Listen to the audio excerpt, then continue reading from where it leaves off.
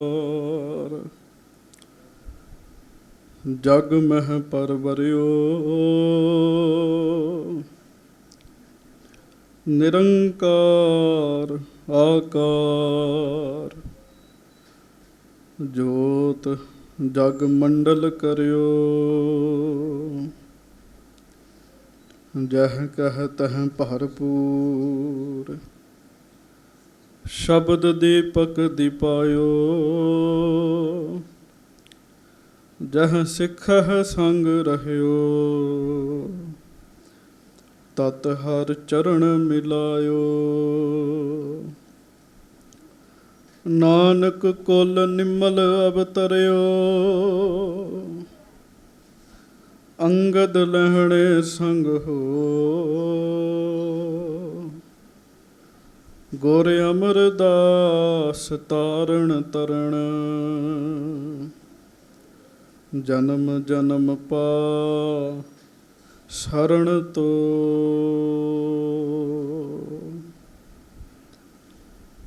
ਸਤਿਗੁਰੂ ਗਰੀਬ ਨਵਾਜ ਸੱਚੇ ਪਾਤਸ਼ਾਹ ਦੀਨ ਦੁਨੀਆ ਦੇ ਮਾਲਕ ਚਬਰ ਛਤਰ ਤਖਤ ਦੇ ਮਾਲਕ ਸਮਰੱਥ ਗੁਰੂ ਪ੍ਰਤੱਖ ਗੁਰੂ ਦੀਨ ਦਿਆਲ ਕਿਰਪਾਲ ਅੰਤਰਯਾਮੀ ਪੂਰਨ ਪਾਰ ਬ੍ਰਹਮ ਪਰਮੇਸ਼ਰ ਵਾਹਿਗੁਰੂ ਅਕਾਲ ਪੁਰਖ ਜੀ ਦਾ ਸਰਗੁਣ ਸਵਰੂਪ ਦਾਸਾਂ ਗਰੀਬਾਂ ਸਿੱਖਾਂ ਸੇਵਕਾਂ ਸਭਨਾਂ ਦੀ ਇੱਜ਼ਤ ਪੱਤ ਰੱਖਣ ਵਾਲੇ ਦਇਆ ਕਰਨ ਵਾਲੇ ਰਹਿਮਤਾਂ ਕਰਨ ਵਾਲੇ ਬਖਸ਼ਿਸ਼ਾਂ ਕਰਨ ਵਾਲੇ ਹਾਜ਼ਰਾ ਹਜੂਰ ਜਹਰਾ ਜਹੂਰ ਸਰਬ ਕਲਾ ਭਰਪੂਰ ਅੰਤਰਯਾਮੀ ਸੁਖ ਨਿਧਾਨ ਧੰਨ ਧੰਨ ਸੱਚੇ ਪਾਤਸ਼ਾਹ ਗਰੀਬ ਨਵਾਜ ਸਤਿਗੁਰੂ ਜੀ ਧੰਨ ਧੰਨ ਸ੍ਰੀ ਗੁਰੂ ਗ੍ਰੰਥ ਸਾਹਿਬ ਜੀ ਮਹਾਰਾਜ ਸਤਿਗੁਰੂ ਜੀ ਦੀ ਪਵਿੱਤਰ ਪਾਵਨ ਹਾਜ਼ਰੀ ਵਿਖੇ ਸੁਭਾਏਮਾਨ ਗੁਰੂ ਜੀ ਦੀ ਪਿਆਰੀ ਸਾਜੀ ਨਵਾਜੀ ਗੁਰੂ ਰੂਪ ਗੁਰੂ ਖਾਲਸਾ ਸੰਗਤ ਜੀ, ਅੱਜ ਬੜਾ ਭਾਗਾਂ ਵਾਲਾ ਦਿਨ ਹੈ। ਅੱਜ ਗੁਰੂ ਤੀਸਰੇ ਪਾਤਸ਼ਾਹ ਧੰਨ ਧੰਨ ਸ੍ਰੀ ਗੁਰੂ ਅਮਰਦਾਸ ਸਾਹਿਬ ਸਤਿਗੁਰੂ ਜੀ ਦਾ ਪਵਿੱਤਰ ਅਵਤਾਰ ਗੁਰਪੁਰਬ ਹੈ। ਕੁਝ ਸਮਾਂ ਸੱਚੇ ਪਾਤਸ਼ਾਹ ਜੀ ਦੀ ਪਵਿੱਤਰ ਬਾਣੀ ਦੇ ਵਿੱਚੋਂ ਸਤਿਗੁਰੂ ਜੀ ਦੇ ਜੀਵਨ ਦੇ ਵਿੱਚੋਂ ਵਿਚਾਰ ਕਰਕੇ ਦਾਸ ਖਿਮਾ ਮੰਗੇਗਾ। ਸਭ ਤੋਂ ਪਹਿਲਾਂ ਆਪ ਜੀ ਨੂੰ ਸਤਿਗੁਰੂ ਜੀ ਦੇ ਗੁਰਪੁਰਬ ਦੀਆਂ ਬਹੁਤ ਬਹੁਤ ਵਧਾਈਆਂ ਹੋਣ ਜੀ, ਬਹੁਤ ਬਹੁਤ ਵਧਾਈਆਂ ਹੋਣ। ਧੰਨ ਗੁਰੂ ਅਮਰਦਾਸ ਸਾਹਿਬ ਜੀ ਦਾ ਜਿਹੜਾ ਜੀਵਨ ਹੈ, ਸਤਿਗੁਰੂ ਜੀ ਦੀ ਜਿਹੜੀ ਕਥਾ ਹੈ, ਇਹ ਬੜੀ ਆਦਰਸ਼ ਕਥਾ ਹੈ। ਸਤਿਗੁਰੂ ਜੀ ਦਾ ਜੀਵਨ ਚਾਨਣ ਮੁਨਾਰਾ ਹੈ ਉਹਨਾਂ ਲੋਕਾਂ ਦੇ ਵਾਸਤੇ ਜਿਹੜੇ ਕਹਿ ਦਿੰਦੇ ਆ ਵੀ ਅਸੀਂ ਬਜ਼ੁਰਗ ਹੋ ਗਏ ਹਾਂ, ਹੁਣ ਰੱਬ ਦੇ ਰਸਤੇ 'ਤੇ ਸਾਡੇ ਕੋਲੋਂ ਤੁਰਿਆ ਨਹੀਂ ਜਾ ਸਕਦਾ। ਗੁਰੂ ਅਮਰਦਾਸ ਜੀ ਦਾ ਜੀਵਨ ਉਹਨਾਂ ਵਾਸਤੇ ਬੜਾ ਵੱਡਾ ਚਾਨਣ ਮੁਨਾਰਾ ਹੈ। ਸਤਿਗੁਰੂ ਜੀ ਦਾ ਅਵਤਾਰ ਅੰਮ੍ਰਿਤਸਰ ਦੇ ਵਿੱਚ ਹੋਇਆ ਜੀ। ਗੁਰੂ ਅਮਰਦਾਸ ਸਾਹਿਬ ਜੀ ਦਾ ਜ਼ਿਲ੍ਹਾ ਅੰਮ੍ਰਿਤਸਰ, ਪਿੰਡ ਬਾਸਰ ਕੇ ਬਾਬਾ ਤੇਜਭਾਨ ਜੀ ਦੇ ਘਰ ਦੇ ਵਿੱਚ ਗੁਰੂ ਅਮਰਦਾਸ ਸਾਹਿਬ ਜੀ ਦਾ ਭਰਾ ਵਾਹਿਗੁਰੂ ਅਵਤਾਰ ਹੋਇਆ। ਗੁਰੂ ਜੀ ਦੇ ਹੋਰ ਵੀ ਭਰਾ ਸਨ, ਪਰ ਕਮਾਲ ਦੀ ਗੱਲ ਵੇਖੋ, ਬਾਕੀ ਭਰਾਵਾਂ ਦਾ ਨਾਮ ਬਹੁਤ ਘੱਟ ਸੰਗਤਾਂ ਨੂੰ ਪਤਾ ਹੋਏਗਾ, ਪਰ ਗੁਰੂ ਅਮਰਦਾਸ ਜੀ ਦਾ ਨਾਮ ਬੱਚਾ ਬੱਚਾ ਜਾਣਦਾ ਹੈ। ਥੋੜ੍ਹਾ ਜਿਹਾ ਆਰੰਭਕ ਜੀਵਨ ਕਹਿ ਕੇ ਫਿਰ ਜਦੋਂ ਮਹਾਰਾਜ ਗੁਰਤਾ ਗੱਦੀ 'ਤੇ ਸੱਜੇ, ਉਹ ਜੀਵਨ ਕਹਿ ਕੇ ਮੈਂ ਖਿਮਾ ਮੰਗਣੀ ਹੈ। ਪਿਆਰਿਓ, ਧੰਨ ਧੰਨ ਸ੍ਰੀ ਗੁਰੂ ਅਮਰਦਾਸ ਸਾਹਿਬ ਸੱਚੇ ਪਾਤਸ਼ਾਹ ਗੁਰੂ ਘਰ ਵਿੱਚ ਆਉਣ ਤੋਂ ਪਹਿਲਾਂ ਦਾ ਜੀਵਨ ਕੁਝ ਹੋਰ ਸੀ। ਗੁਰੂ ਘਰ ਵਿੱਚ ਆ ਗਏ, ਜੀਵਨ ਕੁਝ ਹੋਰ ਹੋ ਗਿਆ। ਪਹਿਲਾਂ ਵੀ ਧਾਰਮਿਕ ਜੀਵਨ ਸੀ।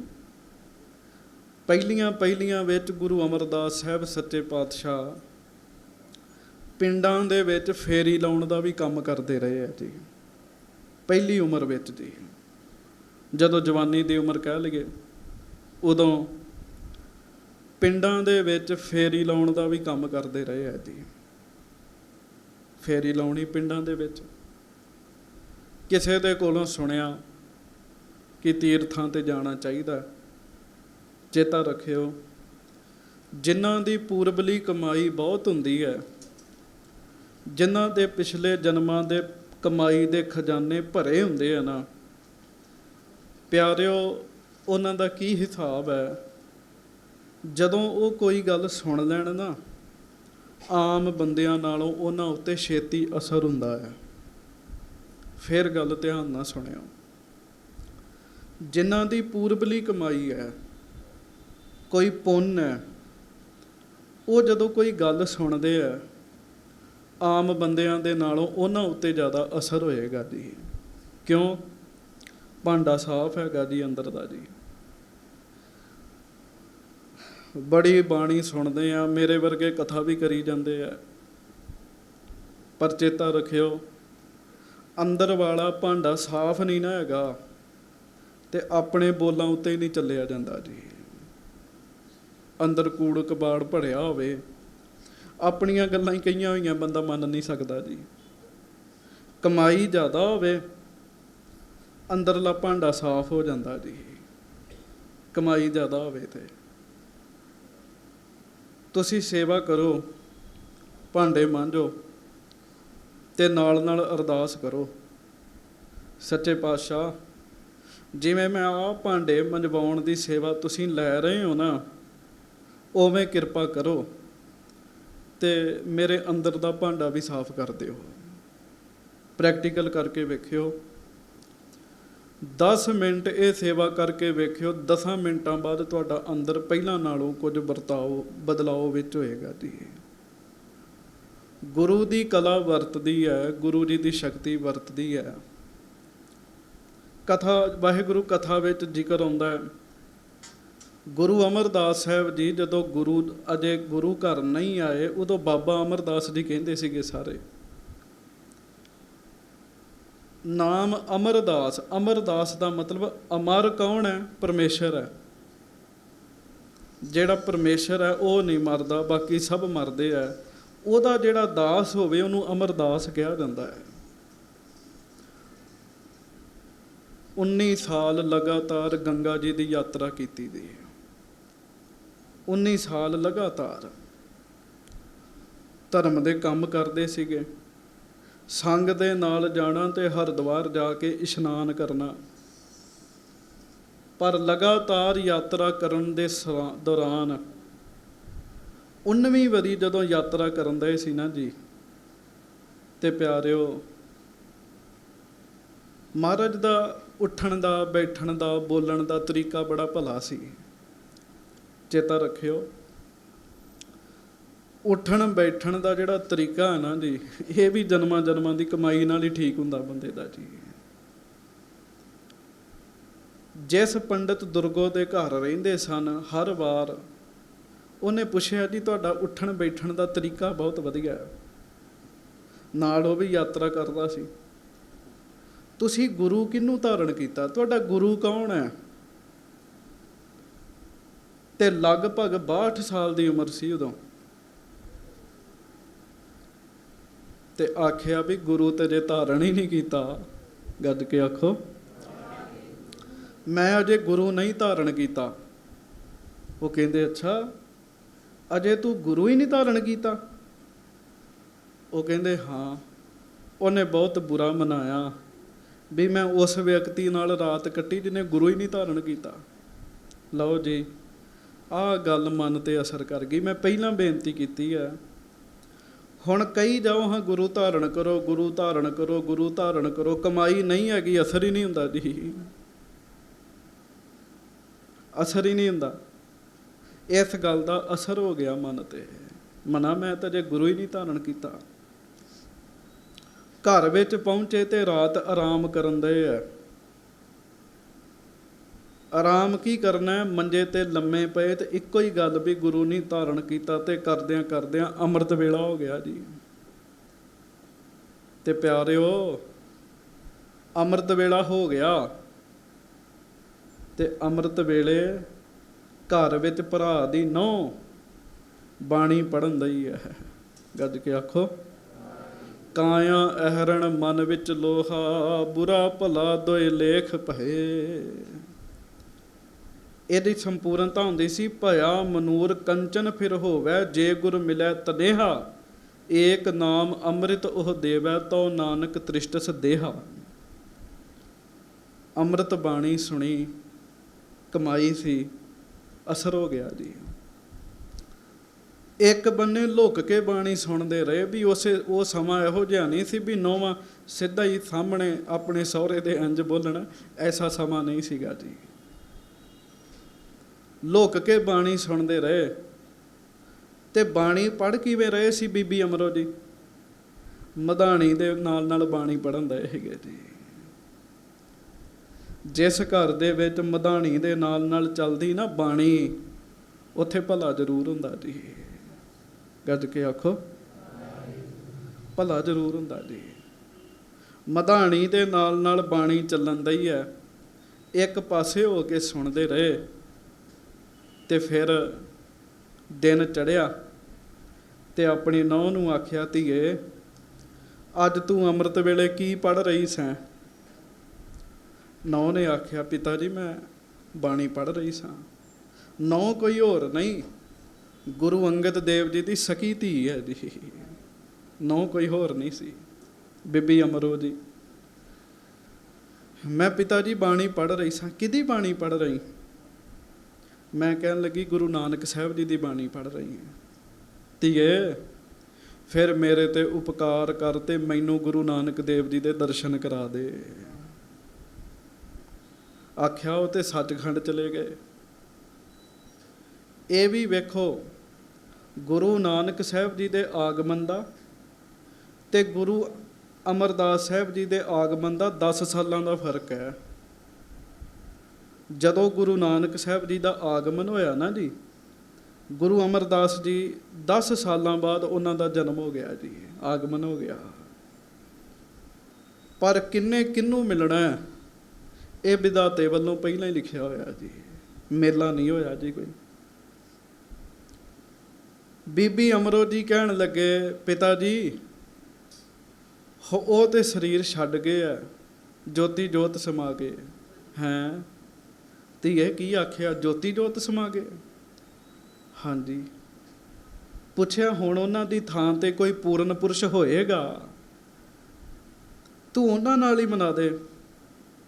ਤੇ ਬੀਬੀ ਅਮਰੋ ਜੀ ਕਹਿਣ ਲੱਗੇ, ਪਿਤਾ ਜੀ ਉਹਨਾਂ ਦੀ ਥਾਂ ਉੱਤੇ ਮੇਰੇ ਹੀ ਪਿਤਾ ਜੀ ਬੈਠੇ ਨੇ।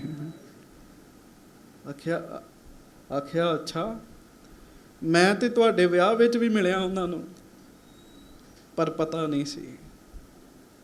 ਧੀਏ ਆਪਣੇ ਇਸ ਸਹੁਰੇ ਤੇ ਉਪਕਾਰ ਕਰ ਤੇ ਮੈਨੂੰ ਆਪਣੇ ਪਿਤਾ ਜੀ ਕੋਲ ਲੈ ਜਾ। ਉਹ ਕਹਿਣ ਲੱਗੀ ਠੀਕ ਹੈ, ਪਰ ਪਿਤਾ ਜੀ ਇੱਕ ਵਿੱਚ ਗੱਲ ਹੈਗੀ ਹੈ। ਦੱਸੋ ਪੁੱਤਰ। ਪਿਤਾ ਜੀ ਜਦੋਂ ਮੈਂ ਪੇਕੇ ਘਰੋਂ ਤੁਰੀ ਸਾਂ ਤੇ ਮੇਰੇ ਪਿਤਾ ਗੁਰੂ ਜੀ ਨੇ ਇਹ ਕਿਹਾ ਸੀ ਵੀ ਜਦੋਂ ਸੱਦੀਏ ਉਦੋਂ ਹੀ ਆਈ, ਆਪਣੀ ਮਰਜ਼ੀ ਨਾਲ ਨਾ ਆਈ। ਇਹ ਬੜੀ ਵੱਡੀ ਸਿੱਖਿਆ 'ਚ ਹਰ ਬਾਪ ਨੂੰ ਧੀਆਂ ਨੂੰ ਦੇਣੀ ਚਾਹੀਦੀ ਹੈ। ਵਾਹਿਗੁਰੂ ਮਿਹਰ ਕਰੇ ਸੰਸਾਰ 'ਚ ਜਿੰਨੀਆਂ ਧੀਆਂ ਵਸਦੀਆਂ ਸਾਰੀਆਂ ਸੁਖੀ ਰਹਿਣ ਦੀ। ਕਹਿਣ ਲੱਗੇ ਉਦੋਂ ਆਈ ਜਦੋਂ ਸੱਦਾਂਗੇ, ਉਵੇਂ ਨਾ ਆਈ। ਆਖੋ ਵਾਹਿਗੁਰੂ, ਉਵੇਂ ਨਾ ਆਈ। ਕਹਿਣ ਲੱਗੀ ਇਹ ਹੁਕਮ ਹੈ। ਆਖਿਆ ਧੀਏ ਪਰਉਪਕਾਰ ਕਰਨ ਵਾਸਤੇ ਹੀ ਲੈ ਜਾ, ਤੈਨੂੰ ਪਰਉਪਕਾਰ ਲੱਗੇਗਾ, ਇੱਕ ਵਾਰੀ ਲੈ ਜਾ। ਕਹਿਣ ਲੱਗੀ ਠੀਕ ਹੈ। ਹੁਣ ਖਡੂਰ ਸਾਹਿਬ ਨੂੰ ਤੁਰੇ ਬੀਬੀ ਅਮਰੋ ਜੀ। ਇੱਕ ਕੋ ਦੂਰ ਗੁਰੂ ਅਮਰਦਾਸ ਜੀ ਨੂੰ ਬਿਠਾ ਕੇ ਇਹ ਆਖਿਆ, ਪਹਿਲਾਂ ਮੈਨੂੰ ਆਪਣੇ ਪਿਤਾ ਜੀ ਨੂੰ ਪੁੱਛ ਲੈਣ ਦਿਓ, ਆਗਿਆ ਲੈ ਲਵਾਂ, ਫਿਰ ਤੁਹਾਨੂੰ ਲੈ ਕੇ ਪਹੁੰਚਾਂਗੀ।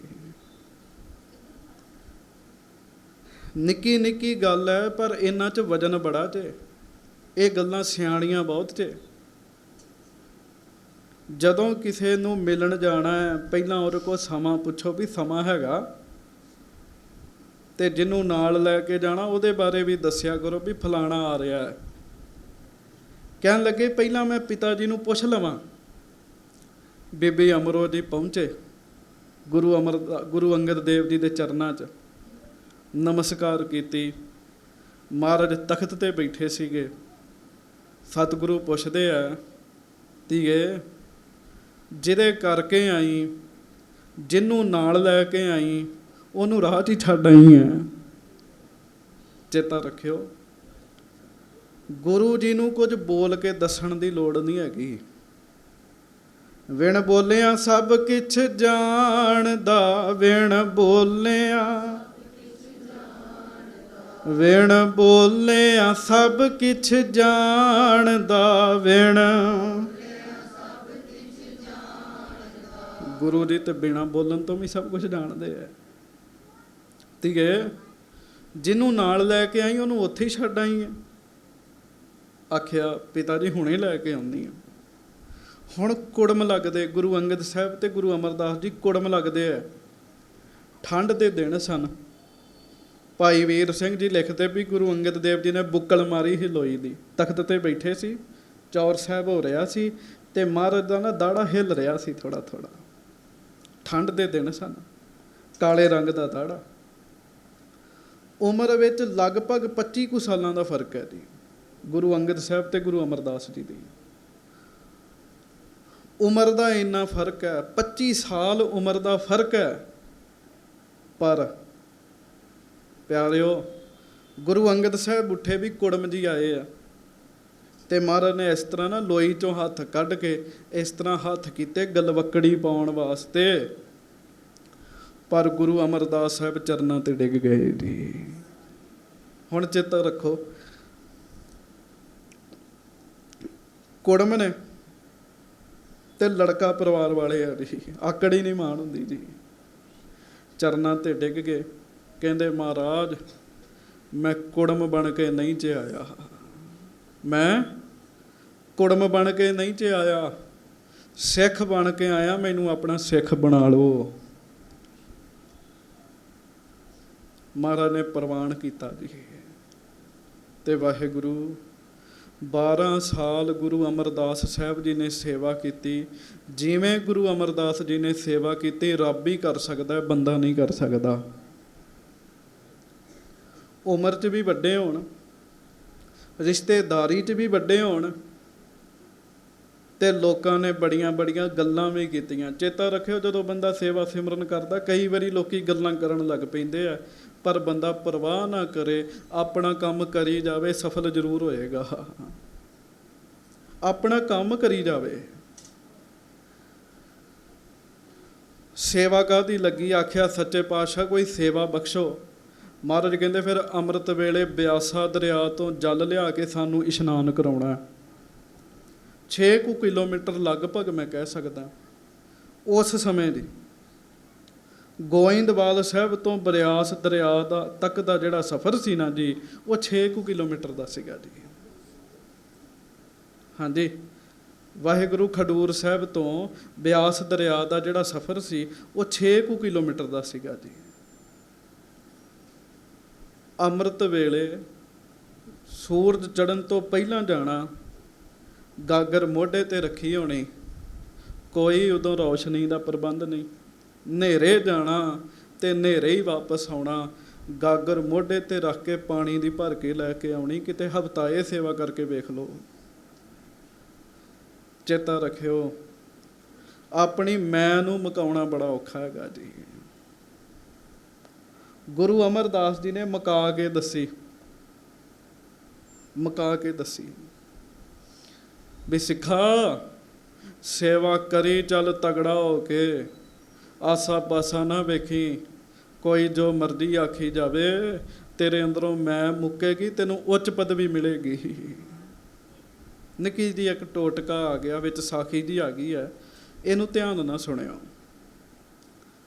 ਬੜਾ ਪੜ੍ਹਿਆ ਲਿਖਿਆ ਇੱਕ ਵਿਦਵਾਨ ਹੋਇਆ ਕਾਲੀ ਸ਼ਰਨ, ਕਾਲੀਦਾਸ ਵੀ ਉਹਦਾ ਨਾਮ ਹੁੰਦਾ ਜੀ। ਬੜਾ ਪੜ੍ਹਿਆ ਲਿਖਿਆ ਵਿਦਵਾਨ, ਉਹਦੀ ਧੌਂਸ ਸੀਗੀ ਜੀ, ਆਸੇ ਪਾਸੇ ਲੋਕ ਜਾਣਦੇ ਸੀਗੇ ਕਾਲੀਦਾਸ ਨੂੰ। ਗਰਮੀਆਂ ਦਾ ਸਮਾਂ, ਦੁਪਹਿਰ ਦਾ ਸਮਾਂ, ਤੇ ਕਾਲੀਦਾਸ ਇੱਕ ਖੂਹ 'ਤੇ ਪਾਣੀ ਪੀਣ ਲੱਗਾ। ਰੱਬ ਨੇ ਸਵਾਂਗ ਬਣਾਇਆ ਵੀ ਇਹਨੂੰ ਤਰੀਕਾ ਸਿਖਾਈਏ, ਇਹਦੇ 'ਚ ਹਉਮੈ ਹੈਗੀ ਹੈ। ਇਹ ਵਿਦਵਾਨ ਸਮਝਦਾ ਹੈ, ਆਪਣੇ ਆਪ ਨੂੰ ਜ਼ਿਆਦਾ ਸਿਆਣਾ ਸਮਝਦਾ। ਰੱਬ ਇੱਕ ਬੀਬੀ ਬਣ ਕੇ ਉੱਥੇ ਖਲੋ ਗਿਆ। ਪਾਣੀ ਪਿਆਉਣ ਲੱਗਾ ਤੇ ਪੁਰਾਣੇ ਸਮੇਂ 'ਚ ਪੁੱਛਦੇ ਹੁੰਦੇ ਸੀ ਜਿਹਨੂੰ ਪਾਣੀ ਪਿਆਉਂਦੇ ਵੀ ਤੂੰ ਕੌਣ ਹੈ। ਖੂਹ ਵੀ ਜਾਤਾਂ ਦੇ ਆਧਾਰ ਤੇ ਵੰਡੇ ਹੁੰਦੇ ਸੀ ਨਾ ਜੀ। ਕਾਲੀਦਾਸ ਨੂੰ ਬੀਬੀ ਪੁੱਛਦੀ ਵੀ ਤੂੰ ਕੌਣ ਹੈ। ਹੁਣ ਕਾਲੀਦਾਸ ਬੜਾ ਹੈਰਾਨ ਹੋਇਆ ਵੀ ਇਹਨੂੰ ਮੇਰਾ ਪਤਾ ਹੀ ਨਹੀਂ ਵੀ ਮੈਂ ਏਡਾ ਵੱਡਾ ਵਿਦਵਾਨ ਹਾਂ। ਚਲੋ ਉਹਨੇ ਸੋਚਿਆ ਵੀ ਮੈਂ ਹੁਣ ਆਪਣਾ ਨਾਮ ਕੀ ਦੱਸਣਾ ਹੈ। ਮੈਂ ਇਸ ਬੀਬੀ ਨੂੰ ਕੁਝ ਹੋਰ ਕਹਿ ਦਿੰਦਾ।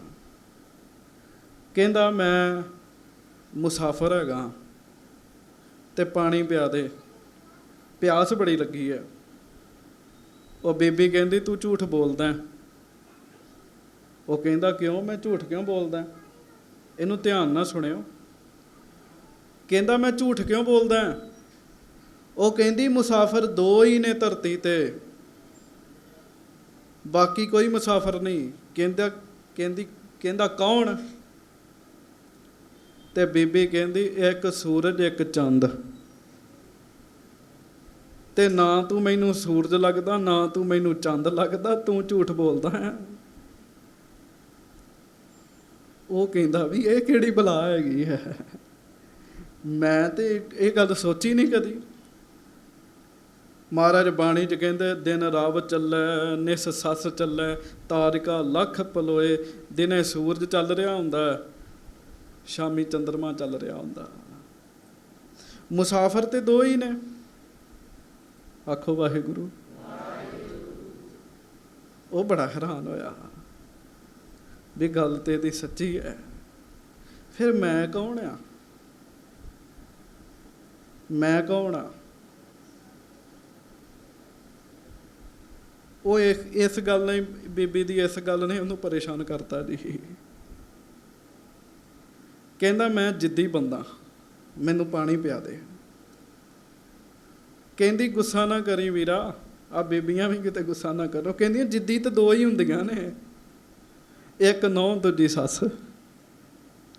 ਜਿੱਦੀ ਤੇ ਇਹੋ ਹੀ ਦੋ ਨੇ, ਹੋਰ ਨਹੀਂ ਕੋਈ ਹੈਗਾ ਜਿੱਦੀ। ਤੂੰ ਦੱਸ ਵੀ ਨਹੁੰ ਹੈ ਕਿ ਸੱਸ ਹੈ। ਉਹ ਚੁੱਪ ਹੋ ਗਿਆ ਜੀ ਵੀ ਨਾ ਮੈਂ ਨਹੁੰ ਤੇ ਨਾ ਮੈਂ ਸੱਸ, ਮੈਂ ਤੇ ਜਿੱਦੀ ਵੀ ਨਹੀਂ ਹੈਗਾ। ਆਖੋ ਵਾਹਿਗੁਰੂ। ਉਹ ਕਹਿਣ ਲੱਗਾ ਮੈਂ ਮੂਰਖ ਹੈਗਾ, ਮੈਨੂੰ ਮੂਰਖ ਜਾਣ ਕੇ ਪਾਣੀ ਪਿਆ ਦੇ। ਕਹਿੰਦੀ ਤੂੰ ਝੂਠ ਬੋਲਦਾ, ਤੂੰ ਮੂਰਖ ਵੀ ਨਹੀਂ ਹੈਗਾ। ਪੁੱਛਿਆ ਕਿਉਂ। ਕਹਿੰਦੀ ਮੂਰਖ ਤੇ ਦੋ ਹੀ ਬੰਦੇ ਹੁੰਦੇ ਆ। ਉਹ ਕਹਿੰਦਾ ਕੌਣ। ਹੁਣ ਇਹ ਕਿਸੇ ਸਿਆਸੀ ਪਾਰਟੀ ਨੂੰ ਨਹੀਂ ਮੈਂ ਗੱਲ ਕਹਿਣ ਲੱਗਾ। ਉਹ ਕਹਿਣ ਲੱਗੀ ਜੇ ਉਹ ਬੰਦਾ ਪਦਵੀ ਤੇ ਬਹਿ ਜਾਵੇ ਤਾਂ ਉਹਨੂੰ ਰਾਜ ਕਰਨਾ ਹੀ ਨਾ ਆਵੇ, ਉਹ ਵੱਡਾ ਮੂਰਖ ਹੁੰਦਾ। ਰਾਜਾ ਬਣ ਗਿਆ ਪਰ ਰਾਜ ਕਰਨਾ ਨਾ ਆਵੇ, ਵੱਡਾ ਮੂਰਖ ਹੈ। ਤੇ ਛੋਟਾ ਦੂਜਾ ਮੂਰਖ ਹੁੰਦਾ ਉਹਦਾ ਵਜ਼ੀਰ, ਜਿਹੜਾ ਉਹਨੂੰ ਵਾਹ ਵਾਹ ਆਖੀ ਜਾਂਦਾ। ਤੂੰ ਕੌਣ ਹੈਗਾ। ਉਹ ਪਰੇਸ਼ਾਨ ਵੀ ਮੈਂ ਤੇ ਇਹ ਵੀ ਗੱਲ ਨਹੀਂ ਸੋਚੀ। ਆਖੋ ਵਾਹਿਗੁਰੂ। ਵੀ ਮੈਂ ਤੇ ਇਹ ਵੀ ਗੱਲ ਨਹੀਂ ਸੋਚੀ। ਉਹਨੇ ਬੜਾ ਕੁਝ ਆਖਿਆ ਵੀ ਮੈਂ ਪ੍ਰਾਹੁਣਾ ਹੈਗਾ। ਉਹ ਕਹਿੰਦੀ ਤੂੰ ਝੂਠ ਬੋਲਦਾ, ਤੂੰ ਪ੍ਰਾਹੁਣਾ ਵੀ ਨਹੀਂ ਹੈਗਾ। ਤੂੰ ਪ੍ਰਾਹੁਣਾ ਕਿੱਥੋਂ ਆਇਆ। ਕਹਿੰਦੀ ਉਹਨੇ ਦੋ ਪ੍ਰਾਹੁਣੇ ਕੱਢ ਮਾਰੇ। ਹੈਂ, ਤੂੰ ਤੇ ਪ੍ਰਾਹੁਣਾ ਵੀ ਨਹੀਂ ਹੈਗਾ। ਕਹਿੰਦਾ ਪ੍ਰਾਹੁਣਾ ਕੌਣ ਹੁੰਦਾ। ਕਹਿੰਦੀ ਜਵਾਨੀ ਤੇ ਮਾਇਆ ਪ੍ਰਾਹੁਣੇ ਹੁੰਦੇ ਆ। ਜਵਾਨੀ ਆ ਗਈ ਚਲੇ ਜਾਣਾ, ਮਾਇਆ ਹੀ ਇਹਨੇ ਵੀ ਜਾਣਾ ਹੀ ਆ, ਵੀ ਪ੍ਰਾਹੁਣੇ ਹੀ ਹੁੰਦੇ ਆ। ਉਹ ਕਲਪ ਗਿਆ। ਕਹਿੰਦੀ ਹੁਣ ਹੀ ਦੱਸ ਦੇ ਕੌਣ ਹੈ। ਕਹਿੰਦਾ ਮੈਂ ਕੁਛ ਵੀ ਨਹੀਂ ਹੈਗਾ, ਤੂੰ ਪਾਣੀ ਪਿਆ। ਕਹਿੰਦੀ ਇਹੋ ਤੇ ਮੈਂ ਸਮਝਾਉਣਾ ਚਾਹੁੰਦੀ ਵੀ ਤੂੰ ਕੱਖ ਨਹੀਂ ਹੈਗਾ। ਪਰ ਚੇਤਾ ਰੱਖਿਓ ਬੰਦਾ ਮੰਨ ਕੇ ਰਾਜੀ ਨਹੀਂ ਜੇ ਹੈਗਾ ਵੀ ਮੈਂ ਕੱਖ ਨਹੀਂ ਹੈਗਾ। ਬੰਦਾ ਕਹਿੰਦਾ ਮੈਂ ਸਭ ਕੁਝ ਹੈਗਾ। ਜੋ ਮੈਂ ਹੈਗਾ ਉਹ ਕੋਈ ਹੋਰ ਨਹੀਂ ਹੈਗਾ। ਜੋ ਹੈਗਾ ਮੈਂ ਹੀ ਹੈਗਾ, ਮੈਂ ਹੀ ਹੈਗਾ। ਉਹ ਕਾਲੀਦਾਸ ਇੱਕ ਬੀਬੀ ਦੇ ਅੱਗੇ ਝੁਕ ਗਿਆ। ਕਹਿੰਦਾ ਏਡਾ ਵੱਡਾ ਗਿਆਨ ਮੈਨੂੰ ਨਹੀਂ ਸੀ ਕਦੀ ਮਿਲਿਆ। ਬਿਲਕੁਲ ਕਹਿੰਦਾ ਮੈਂ ਹੈ ਹੀ ਕੱਖ ਨਹੀਂ। ਨਾ ਮੈਂ ਪ੍ਰਾਹੁਣਾ, ਨਾ ਮੈਂ ਮੁਸਾਫਰ, ਨਾ ਮੈਂ ਜਿੱਦੀ, ਨਾ ਮੈਂ ਮੂਰਖ, ਮੈਂ ਤਾਂ ਕੱਖ ਵੀ ਨਾ ਹੋਇਆ। ਕਹਿੰਦਾ ਕਹਿਣ ਦਾ ਭਾਵ ਸੀਗਾ ਵੀ ਮੈਂ ਮਾਰਨੀ ਬੜੀ ਔਖੀ ਹੈਗੀ ਸੰਗਤ ਜੀ, ਇਹ ਕੋਈ ਛੋਟੀ ਪੜ੍ਹਾਈ ਨਹੀਂ ਹੈਗੀ, ਇਹ ਜ਼ਿੰਦਗੀ ਲੱਗ ਜਾਂਦੀ ਤੇ ਮੈਂ ਨਹੀਂ ਜੇ ਮਰਦੀ, ਮੈਂ ਨਹੀਂ ਜੇ ਮਰਦੀ, ਇਹ ਖਹਿੜਾ ਛੱਡੀ ਰੱਖਦੀ ਦੀ, ਵਾਹਿਗੁਰੂ ਖਹਿੜਾ ਫੜੀ ਰੱਖਦੀ ਹੈ। ਗੁਰੂ ਅਮਰਦਾਸ ਸਾਹਿਬ ਜੀ ਨੇ 12 ਸਾਲ ਸੇਵਾ ਕੀਤੀ, 12 ਸਾਲ, ਤੇ ਲੋਕਾਂ ਨੇ ਬੜਾ ਹੀ ਕੁਝ ਆਖਿਆ। ਕਈਆਂ ਤੇ ਇਹ ਆਖਿਆ ਵੀ ਵੇਖੋ ਕੁੜਮਾਂ ਦੇ ਘਰ ਆ ਕੇ ਵੀ ਕੋਈ ਪਾਣੀ ਢਾਉਂਦਾ, ਇਹ ਕੁੜਮਾਂ ਦੇ ਘਰ ਆ ਕੇ ਪਾਣੀ ਢਾਉਂਦੇ ਆ। ਪਰ ਗੁਰੂ ਅਮਰਦਾਸ ਜੀ ਨੇ ਇੱਕੋ ਹੀ ਗੱਲ ਰੱਖੀ ਵੀ ਜੋ ਮਰਜ਼ੀ ਆਖੋ, ਮੈਨੂੰ ਗੁਰੂ ਲੱਭ ਗਿਆ, ਮੈਂ ਗੁਰੂ ਨੂੰ ਖੁਸ਼ ਕਰਨਾ ਹੈ ਜੀ। 12 ਸਾਲ ਦੀ ਪੜ੍ਹਾਈ, ਤੇ ਜਦੋਂ ਪੜ੍ਹਾਈ ਹੋਵੇ ਨਾ ਫਿਰ ਪੇਪਰ ਵੀ ਹੁੰਦਾ ਜੀ। ਪੜ੍ਹਾਈ ਜਿੱਥੇ ਹੋਵੇਗੀ ਸੰਗਤ ਜੀ ਉੱਥੇ ਪੇਪਰ ਵੀ ਹੋਏਗਾ। ਫਿਰ ਪੇਪਰ ਵੀ ਹੋਇਆ ਜੀ, ਪੇਪਰ ਵੀ ਹੋਇਆ। ਗੋਇੰਦਵਾਲ ਸਾਹਿਬ ਦੀ ਜਿਹੜੀ ਧਰਤੀ ਹੈ ਨਾ, ਇੱਥੇ ਭੂਤ ਪ੍ਰੇਤਾਂ ਦਾ ਡੇਰਾ ਸੀਗਾ ਜੀ। ਦਿਨੇ ਲੋਕ ਘਰ ਬਣਾਉਂਦੇ ਸੀਗੇ, ਰਾਤ ਨੂੰ ਕੋਈ ਆ ਕੇ ਢਾਹ ਜਾਂਦਾ ਸੀਗਾ। ਉਹਦਾ ਚੌਧਰੀ ਜਿਹੜਾ ਸੀ, ਮੁਖੀ ਜਿਹੜਾ ਸੀ, ਉਹਦਾ ਨਾਂ ਸੀ ਗੋਂਦਾ। ਉਹ ਮਹਾਰਾਜ ਗੁਰੂ ਅੰਗਦ ਸਾਹਿਬ ਦੇ ਕੋਲ ਆਇਆ, ਮਹਾਰਾਜ ਥੇ ਉੱਚਾ, ਅੱਜ ਵੀ ਉੱਚੀ ਥਾਂ, ਉਹ ਅੱਜ ਕੇ ਆਖੋ ਵਾਹਿਗੁਰੂ, ਅੱਜ ਵੀ ਉੱਚੀ ਥਾਂ, ਦਰਿਆ ਨੀਵਾਂ, ਗੋਇੰਦਵਾਲ ਸਾਹਿਬ ਉੱਚਾ ਜੀ, ਉਹਨੂੰ ਵਸਾ ਦਿਓ, ਉੱਥੇ ਭੂਤ ਪ੍ਰੇਤ ਰਹਿੰਦੇ, ਮੇਰੀ ਧਰਤੀ ਨਹੀਂ ਵਸਦੀ। ਗੁਰੂ ਅੰਗਦ ਦੇਵ ਸਾਹਿਬ ਕਹਿੰਦੇ ਕੋਈ ਨਹੀਂ।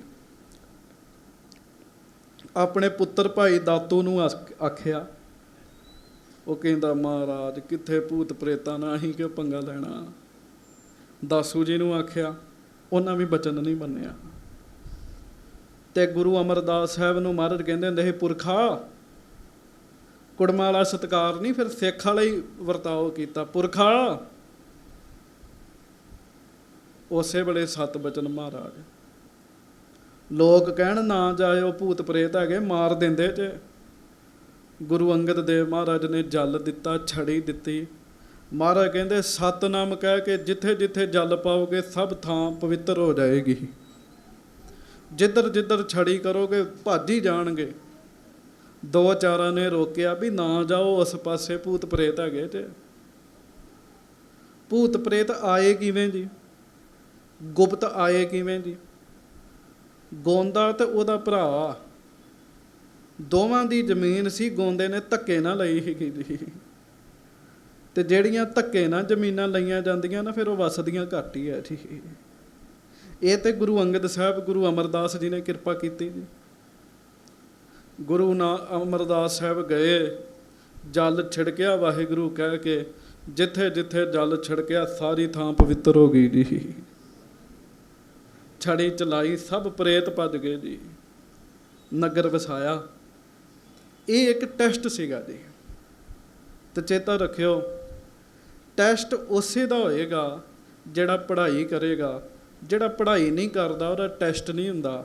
ਗੁਰੂ ਅਮਰਦਾਸ ਸਾਹਿਬ ਨੇ 12 ਸਾਲਾਂ ਦੀ ਪੜ੍ਹਾਈ ਕੀਤੀ ਸੀ ਜੀ, 12 ਸਾਲਾਂ ਦੀ। ਤੇ ਫਿਰ ਜਦੋਂ ਸਮਾਂ ਆਇਆ, ਗੁਰੂ ਅੰਗਦ ਸਾਹਿਬ ਛੇਤੀ ਸਰੀਰ ਤਿਆਗ ਗਏ ਤੇ ਗੁਰੂ ਅਮਰਦਾਸ ਜੀ ਨੂੰ ਗੁਰਤਾ ਗੱਦੀ ਦਿੱਤੀ ਜੀ। ਜਦੋਂ ਗੁਰਤਾ ਗੱਦੀ ਦਿੱਤੀ ਤੇ ਗੁਰੂ ਅਮਰਦਾਸ ਜੀ ਦਾ ਬੜਾ ਜਸ ਭੱਟਾਂ ਨੇ ਕੀਤਾ। ਔਰ 22 ਸਵਈਏ ਗੁਰੂ ਗ੍ਰੰਥ ਸਾਹਿਬ ਵਿੱਚ ਨੇ, ਜਿਹੜੇ ਗੁਰੂ ਅਮਰਦਾਸ ਜੀ ਦੀ ਸਿਫਤੀ ਹੈਗੀ ਹੈ ਜੀ। ਭੱਟ ਆਮ ਇਨਸਾਨ ਨਹੀਂ ਸੀ ਹੈਗੇ। ਮੈਂ ਕੱਲ੍ਹ ਰਾਤ ਦੇ ਦੀਵਾਨਾਂ ਵਿੱਚ ਵੀ ਬੇਨਤੀ ਕੀਤੀ ਸੀ, ਭੱਟ ਆਮ ਇਨਸਾਨ ਨਹੀਂ ਸੀ ਹੈਗੇ। ਇਹਨਾਂ ਕੋਲੋਂ ਕੋਈ ਭੁੱਲ ਹੋ ਗਈ ਸੀਗੀ ਜੀ ਪਿਛਲੇ ਜਨਮ 'ਚ। ਜਪ ਤਪ ਬਹੁਤ ਸੀਗਾ, ਕੋਈ ਭੁੱਲ ਹੋ ਗਈ, ਉਸ ਭੁੱਲ ਕਰਕੇ ਮੁੜ ਜਨਮ ਲੈਣਾ ਪਿਆ ਜੀ। ਪਰ ਚੇਤਾ ਰੱਖਿਓ, ਗੁਰਮੁਖ ਬੰਦੇ ਦੀ ਭੁੱਲ ਵੀ ਲੋਕਾਂ ਦਾ ਭਲਾ ਕਰ ਦਿੰਦੀ ਹੈ ਜੀ। ਗੁਰਮੁਖ ਬੰਦੇ ਕੋਲੋਂ ਭੁੱਲ ਵੀ ਹੋ ਜੇ ਨਾ, ਉਹ ਲੋਕਾਂ ਦਾ ਭਲਾ ਕਰਦੀ ਹੈ। ਲੋਕਾਂ ਨੂੰ ਬੜੀ ਸਿੱਖਿਆ ਮਿਲਦੀ ਹੈ, ਬੜੀ ਸਿੱਖਿਆ ਮਿਲਦੀ ਹੈ। ਹੁਣ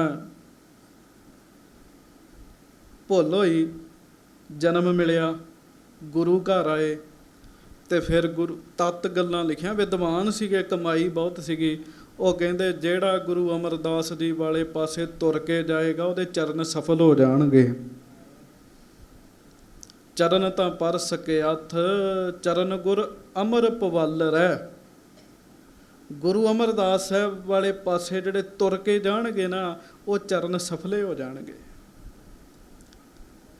ਭੱਟ ਜੀ ਕਹਿੰਦੇ ਸਿੱਖੋ, ਭੱਟ ਜੀ ਕਹਿ ਲਓ ਜਾਂ ਗੁਰੂ ਗ੍ਰੰਥ ਸਾਹਿਬ ਜੀ ਕਹਿ ਲਓ, ਕਿਉਂ ਬਾਣੀ ਤੇ ਗੁਰੂ ਗ੍ਰੰਥ ਸਾਹਿਬ ਜੀ ਦੀ ਹੋ ਗਈ ਨਾ ਜੀ। ਤੇ ਅੱਜ ਗੁਰੂ ਅਮਰਦਾਸ ਜੀ ਦਾ ਗੁਰਪੁਰਬ ਹੈ, ਗੁਰੂ ਗ੍ਰੰਥ ਸਾਹਿਬ ਜੀ ਦੇ ਚਰਨਾਂ 'ਚ ਬੈਠੇ ਆ। ਗੁਰੂ ਗ੍ਰੰਥ ਸਾਹਿਬ ਹੀ ਕਹਿ ਰਹੇ ਆ ਤੁਹਾਡੀ ਜੀਭ ਸਫਲੀ ਹੋ ਜਾਏਗੀ ਜੇ ਗੁਰੂ ਅਮਰਦਾਸ ਜੀ ਦਾ ਨਾਮ ਲਓਗੇ। ਜੀਹ ਤਾਂ ਪਰ ਸਕਿਆਥ, ਜੀਹ ਗੁਰ ਅਮਰ ਭਣੀਜੈ। ਜੀਭ ਸਫਲੀ ਹੋ ਜਾਏਗੀ।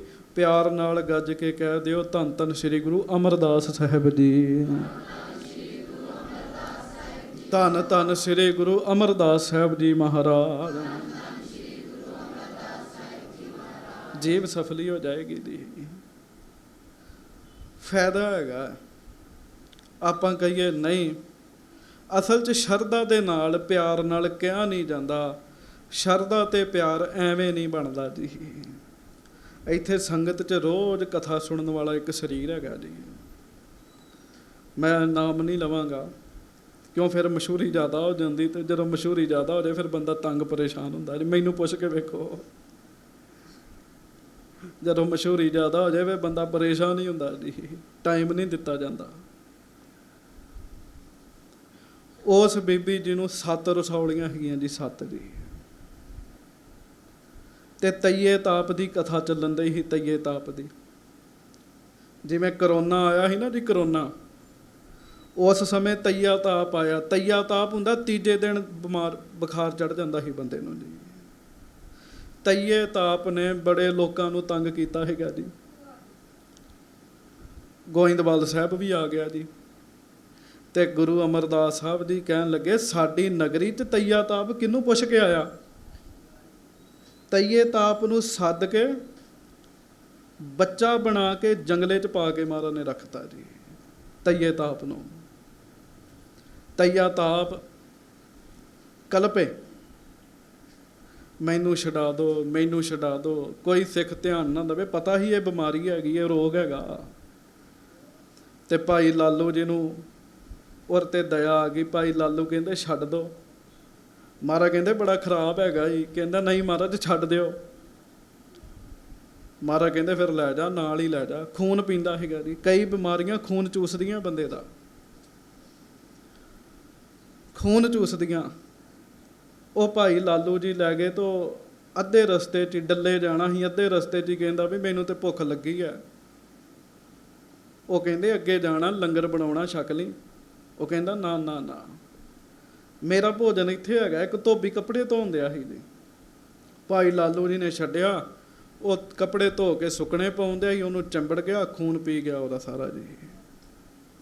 ਭਾਈ ਲਾਲੂ ਜੀ ਕਹਿੰਦੇ ਤੇ ਬੜੀ ਭਿਆਨਕ ਬਲਾ ਹੈਗੀ ਹੈ, ਬੜੀ ਭਿਆਨਕ ਬਲਾ ਹੈਗੀ। ਉਹ ਕਹਿੰਦਾ ਚੱਲ ਤੈਨੂੰ ਮੈਂ ਮਹਾਰਾਜ ਕੋਲ ਛੱਡ ਕੇ ਆਉਣਾ। ਉਹ ਕਹਿੰਦਾ ਮਹਾ ਹੀ ਜਾਨ ਛੁੱਟੀ, ਉੱਥੇ ਨਾ ਭੇਜਿਓ, ਉੱਥੇ ਨਾ ਭੇਜਿਓ ਮੈਨੂੰ, ਮਸਾਂ ਹੀ ਮੇਰੀ ਜਾਨ ਛੁੱਟੀ ਹੈ। ਉਹ ਕਹਿੰਦੇ ਅੱਛਾ, ਕਹਿੰਦੇ ਤੈਨੂੰ ਖੜਨਾ ਹੀ ਖੜਨਾ। ਉਹ ਕਹਿੰਦਾ ਨਹੀਂ, ਹਾਂ ਇੱਕ ਗੱਲ ਮੈਂ ਕਹਿ ਦਿੰਦਾ, ਜਿਹੜਾ ਗੁਰੂ ਜੀ ਦਾ ਨਾਮ ਲਏਗਾ ਨਾ, ਮੈਂ ਉਹਨੂੰ ਕਦੀ ਨਹੀਂ ਚਿੰਬੜਾਂਗਾ। ਗੱਜ ਕੇ ਕਹੋ ਧੰਨ ਧੰਨ ਸ੍ਰੀ ਗੁਰੂ ਅਮਰਦਾਸ ਸਾਹਿਬ ਜੀ। ਪਰ ਹੁਣ ਨਾਮ ਆਪਾਂ ਫਾਰਮੈਲਿਟੀ ਲਈ ਲੈ ਲੈਂਦੇ ਹਾਂ, ਵੀ ਫਾਰਮੈਲਿਟੀ ਲਈ ਕਹਿ ਤਾ ਗੁਰੂ ਅਮਰਦਾਸ ਜੀ, ਵੀ ਵਿਸ਼ਾਲ ਸੋਹ ਨੇ ਘਵਾਇਆ ਤੇ ਪਿੱਛੇ ਬੋਲਣਾ ਹੈ। ਸੱਚੀ ਸ਼ਰਧਾ ਦੇ ਨਾਲ ਹੋ ਸਕਦਾ ਮੇਰੇ ਕੋਲੋਂ ਵੀ ਕਦੀ ਨਾਮ ਨਾ ਲਿਆ ਗਿਆ ਹੋਵੇ ਜੀ। ਇੱਕੋ ਦਿਨ ਅੰਦਰੋਂ ਪ੍ਰੇਮ ਦੇ ਨਾਲ ਨਾਮ ਲਿਆ ਗਿਆ ਨਾ ਜੀ, ਇੱਕੋ ਦਿਨ ਅੰਦਰੋਂ ਪ੍ਰੇਮ ਨਾਲ, ਉਦਣ ਗੱਲ ਹੋਰ ਹੋ ਜਾਣੀ ਹੈ। ਉਹ ਬੀਬੀ ਜੀ ਨੇ ਕਿਹਾ ਵੀ ਮੈਨੂੰ 7 ਰਸੌਲੀਆਂ, ਮੈਂ ਦਿਨ ਰਾਤ ਹੀ ਗੁਰੂ ਅਮਰਦਾਸ ਜੀ ਦਾ ਨਾਮ ਲਿਆ, ਦਿਨ ਰਾਤ ਹੀ ਜੀ। ਦੁੱਖ ਵਿੱਚ ਬੰਦਾ ਥੋੜ੍ਹਾ ਜ਼ਿਆਦਾ ਜੁੜਿਆ ਹੁੰਦਾ ਜੀ, ਡਾਡਾਂ ਜੋ ਮਾਰਨ ਦਿਆ ਹੁੰਦਾ ਜੀ। ਹਾਂਜੀ, ਉਦੋਂ ਧਿਆਨ ਨਹੀਂ ਭਟਕਦਾ, ਉਦੋਂ ਅੰਦਰੋਂ ਨਾਮ ਲਿਆ ਜਾਂਦਾ ਜੀ, ਅੰਦਰੋਂ ਨਾਮ ਲਿਆ ਜਾਂਦਾ ਜੀ। ਆਖੋ ਸ੍ਰੀ ਵਾਹਿਗੁਰੂ। ਅੰਦਰੋਂ ਮਨੋਂ ਨਾਮ ਲਿਆ ਜਾਂਦਾ। ਕਹਿੰਦੇ ਮੈਂ ਹਫ਼ਤੇ ਬਾਅਦ ਰਿਪੋਰਟ ਕਰਾਈ, ਡਾਕਟਰ ਹੈਰਾਨ ਹੋ ਗਏ ਵੀ ਤੂੰ ਕਿਹੜੀ ਦਵਾਈ ਖਾਧੀ ਹੈ, ਸਾਰੀਆਂ ਰਸੌਲੀਆਂ ਸਾਫ਼ ਹੀ ਹੋ ਗਈਆਂ ਜੀ, ਗੁਰੂ ਅਮਰਦਾਸ ਜੀ ਦਾ ਨਾਮ ਲੈਣ ਨਾਲ ਜੀ।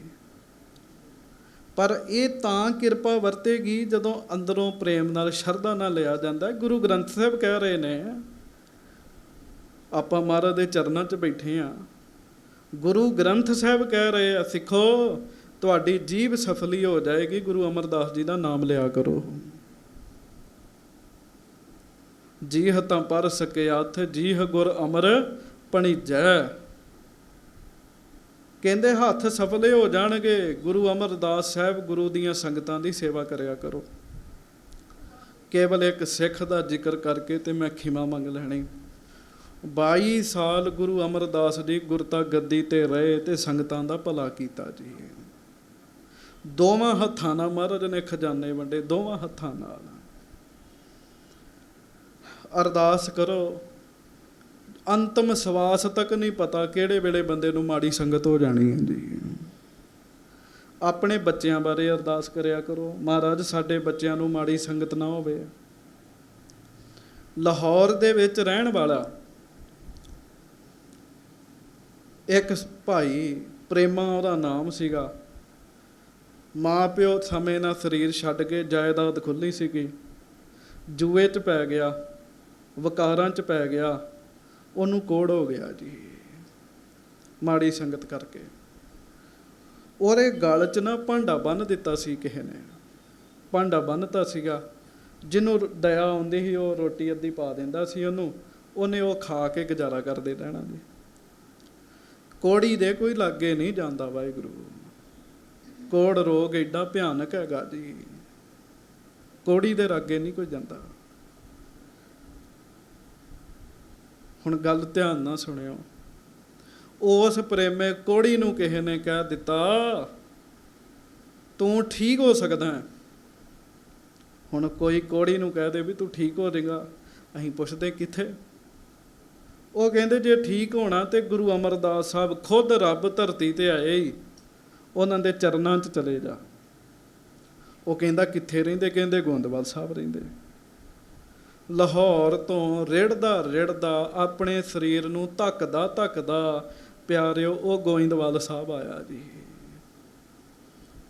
ਇੱਥੇ ਵੀ ਸੰਗਤ ਵਿੱਚ ਇੱਥੇ ਕੋੜੀ ਆ ਕੇ ਬਹਿ ਜੇ ਤਾਂ ਨਹੀਂ ਬਹਿਣ ਦਿੱਤਾ ਜਾਂਦਾ ਜੀ, ਕਿਉਂ? ਬਾਕੀ ਸਰੀਰਾਂ ਨੂੰ ਰੋਗ ਹੋ ਸਕਦਾ ਜੀ, ਛੂਤ ਦਾ ਰੋਗ ਹੈ। ਉਸ ਕੋੜੀ ਨੂੰ ਬਾਹਰ ਥਾਂ ਮਿਲੀ, ਮੰਗਤਿਆਂ ਦੇ ਵਿੱਚ ਇੱਕ ਪਾਸੇ ਬਹਿ ਗਿਆ ਤੇ ਰੋਂਦਾ ਰਿਹਾ ਕਰੇ, ਰੋਂਦਾ। ਪਿੰਗਲਾ ਸੀਗਾ ਜੀ, ਹੱਥ ਪੈਰ ਸਭ ਝੜ ਚੁੱਕੇ ਸੀ, ਉਂਗਲਾਂ। ਪਰ ਇੱਕ ਗੱਲ ਉੱਚੀ ਉੱਚੀ ਕਹਿੰਦਾ ਸੀ, ਗਿਆ ਕਛੋਟਾ ਲੱਦਾ, ਗਿਆ ਕਛੋਟਾ ਲੱਦਾ, ਮੇਰਾ ਗਿਆ ਕਛੋਟਾ ਲੱਦਾ। ਲੱਦਾ ਦਾ ਅਰਥ ਹੁੰਦਾ ਲੱਭਣਾ। ਗੁਰਮੁਖ ਲਾਦਾ, ਮਨਮੁਖ ਗਵਾਇਆ। ਲਾਦਾ, ਲੱਦਣਾ, ਗੁਰੂ ਲਾਧੋ ਰੇ, ਇਹਦਾ ਮਤਲਬ ਲੱਭਣਾ। ਕਛੋਟਾ ਹੁੰਦਾ ਕਛਹਿਰਾ, ਇਹ ਇੱਜ਼ਤ ਹੈ। ਉਹ ਕਹਿੰਦਾ ਸੀ ਮੈਨੂੰ ਗੁਰੂ ਅਮਰਦਾਸ ਸਾਹਿਬ ਨਹੀਂ ਲੱਭੇ, ਗੁਰੂ ਅਮਰਦਾਸ ਸਾਹਿਬ ਦੇ ਰੂਪ 'ਚ ਆਪਣੀ ਗਵਾਚੀ ਹੋਈ ਇੱਜ਼ਤ ਹੀ ਲੱਭ ਗਈ ਹੈ। ਵਾਕਿਆ ਹੀ ਗੱਲ ਸੱਚੀ ਹੈ। ਇੱਕ ਸ਼ਬਦ ਬਾਦਸ਼ਾਹ ਹੈ, ਇੱਕ ਸ਼ਬਦ ਪਾਤਸ਼ਾਹ ਹੈ। ਬਾਦਸ਼ਾਹ ਉਹ ਹੁੰਦਾ ਜਿਹੜਾ ਲੜਾਈਆਂ ਝਗੜਿਆਂ ਦਾ ਫੈਸਲਾ ਕਰੇ।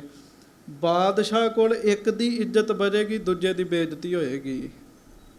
ਪਰ ਪਾਤਸ਼ਾਹ ਦਾ ਅਰਥ ਹੁੰਦਾ ਜਿਹੜਾ ਪੱਤ ਦਾ ਮਾਲਕ ਹੋਵੇ। ਗੁਰੂ ਕੋਲ ਕ੍ਰੋਧੀ ਕਾਮੀ ਚਾਤਰੀ ਬਾਜੀਗਰ ਬੇਕਾਮ, ਜਿਹੜਾ ਮਰਜ਼ੀ ਆ ਜਾਏ, ਗੁਰੂ ਨੇ ਸਾਰਿਆਂ ਦੀ ਪੱਤ ਰੱਖ ਦੇਣੀ ਹੈ। ਉਹਨਾਂ ਜੀ ਉਹਨੂੰ ਸਾਰੇ ਛੇੜਿਆ ਕਰਨ, ਪਤਾ ਨਹੀਂ ਸੀ ਕੀ ਗਾਉਂਦਾ। ਉਹਨੂੰ ਕਹਿੰਦੇ ਸੁਣਾ ਹਾਂ ਗਾ ਕੇ ਤੂੰ ਕੀ ਗਾਉਣਾ। ਉਹਨੇ ਉੱਚੀ ਉੱਚੀ ਗਾਉਣ ਲੱਗ ਪੈਣਾ, ਗਿਆ ਕਛੋਟਾ ਲੱਦਾ, ਮੇਰਾ ਗਿਆ ਕਛੋਟਾ ਲੱਦਾ,